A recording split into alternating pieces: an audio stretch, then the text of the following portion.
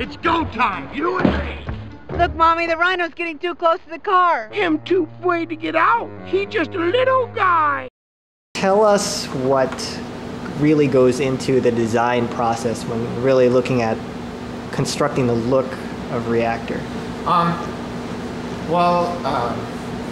this is something I feel pretty strongly about, is that some creative people, they're very particular about what they want and how they want it, and with Reactor we really try to be more conceptual and more group oriented about what we want. So it's not really about what the creative designer wants or what I want or what Frank wants or what anyone else wants. It's more of what a group decision wants and what we believe our fans want to see and what they're interested in. So this is, the TV guide look thing for the programming grid would be nice.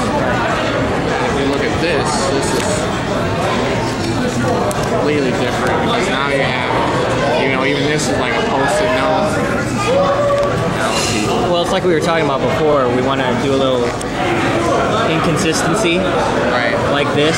You see how this page is a lot of notes on paper, like here, and then the very weird sort of header titles and all that. So it's probably something that we're going to be shooting for.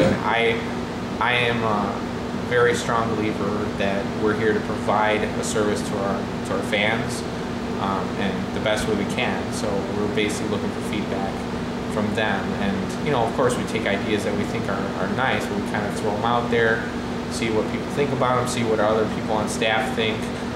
So there's a lot of bouncing around of ideas, a lot of back and forth conversations with staff. Frank and I were talking about flyers, and we were talking about I have that same red speckled paper, and I have a cardstock version of it right now that I have in my hand here.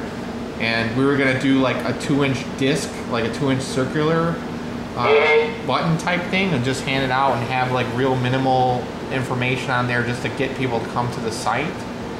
So that was one way we're gonna make it different. We're gonna be doing a full blown out flyer. We're just gonna do like a small little unique disc, so it's different, and it's, you can just stick it in your pocket, and we can make a lot of them pretty inexpensively.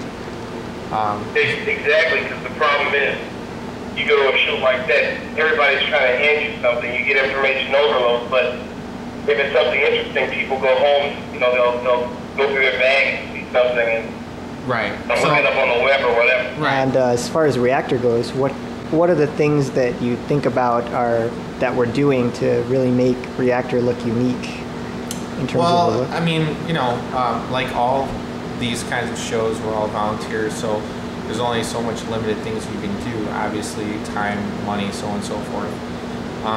But we try really hard to do things that we see that are popular out there, like the podcasts and the YouTube videos, and more of the viral marketing that you see out there right now that people seem to gravitate towards. Reactor is like a living, breathing thing, to me at least, where it's based in Japanese and American pop culture and just expanding out. So what we try to do is we try to find things that we or our fans believe are cool, or we believe that it's tied in somehow and interesting and popular and possibly even unknown to our fans in general, and just kind of explore into that. And we've done some of that where by going to other shows, getting involved in those shows, going to those shows and taking videos and interviewing people and maybe getting a little bit behind the scenes. We're always trying to bring more of that, and we're always looking for people to give us more.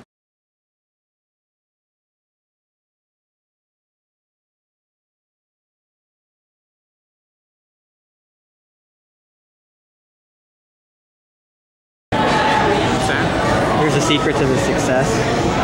Here, try it. Have you tried it yet? It's good. No.